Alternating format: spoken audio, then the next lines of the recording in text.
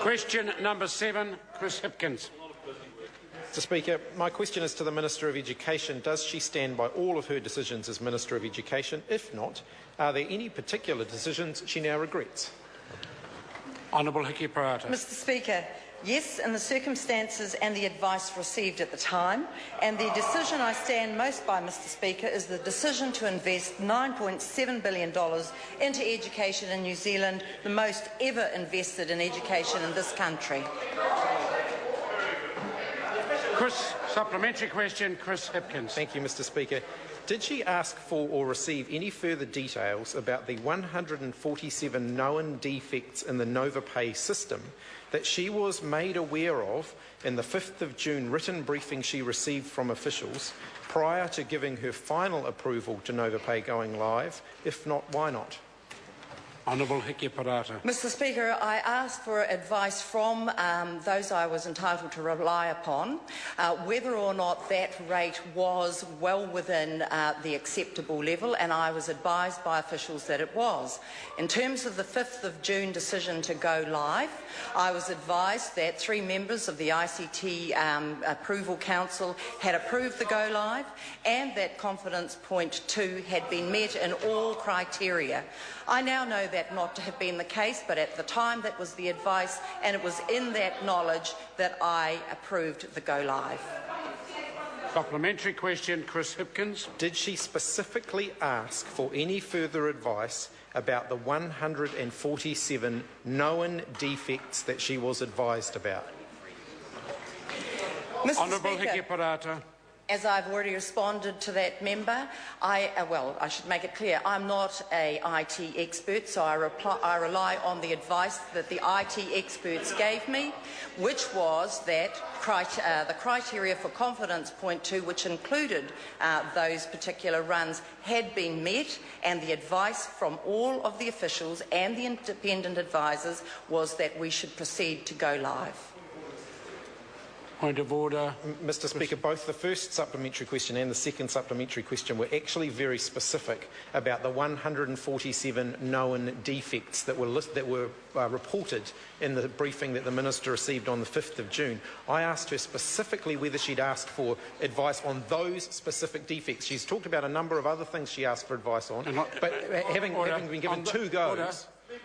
Order. On this occasion, I think the Minister has adequately addressed both questions. The first one was certainly addressed. The second one, did she specifically ask for additional information? The Minister responded by saying she's not a techno expert. She relied on the information that was given to her. I think that... Order. The member has no right to demand a yes or no answer. The member has further supplementaries if he wants to use them. Supplementary question. Supplementary question, Chris Hipkins. Did the advice she received on the 5th of June indicate that confidence point number 2 had been met, but also indicate that it hadn't been met? If so, why did she sign off on Nova Pay's implementation, given that she was receiving clearly contradictory advice? Honourable Hekia Parata. On the 5th of June, with the go live decision, the advice that I was clearly given, both by the ICT Advice Council and in terms of whether confidence point 2 had been met, was that it was appropriate for me to sign and approve, and it was on that advice and my asking for information and assurance that I signed the go live. Point of order. Mr Speaker, I asked her specifically about some of the advice she received. Can I invite the member to look carefully at the handout, as indeed I will. The member from memory asked 3 questions, 3 supplementary questions. The Minister has very adequately addressed one of those. Supplementary question, Supplementary Mr Speaker. Question, Chris Hipkins. Supplementary. Did the advice she received on the 5th of June indicate that there was at least 1 medium security vulnerability and 1 low security vulnerability within the Nova Pay system? If so, did she ask for any further information on the nature of those security threats before she signed off implementation?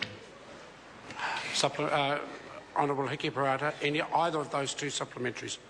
Mr Speaker, in respect of the decision made on the 5th of June, the advice put to me based on the knowledge of all of the information that applied to meeting confidence point 2, was that it was satisfactory, that ministers could rely on that advice, assurances were sought, they were given, and on that basis, relying on people who know about IT far more than me, I signed the advice.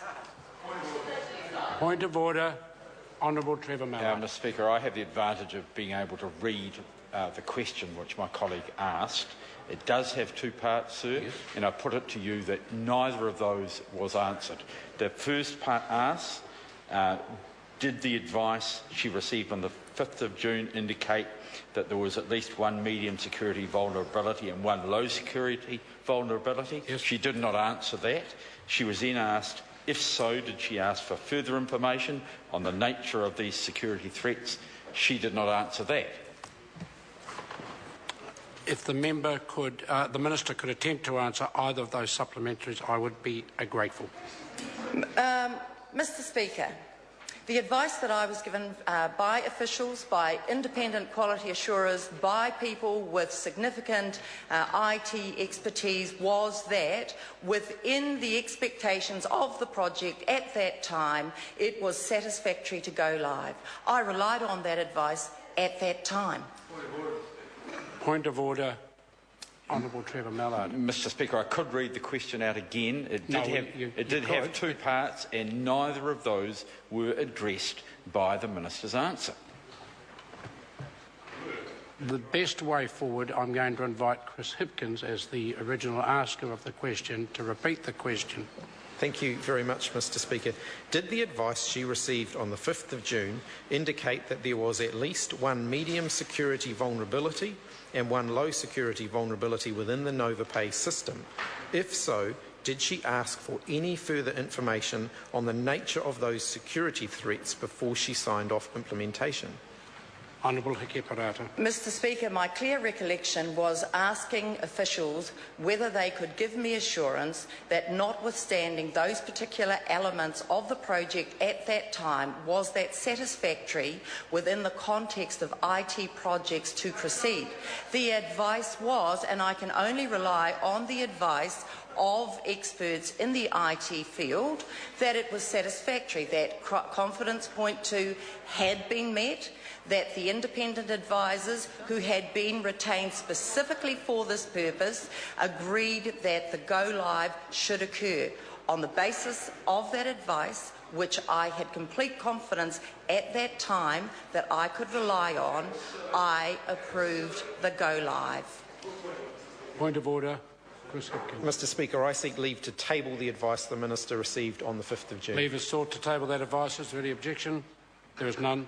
It can be tabled. Question number 8, Shane Arden. Thank you, Mr Speaker. My question is to the Associate Minister of Health. What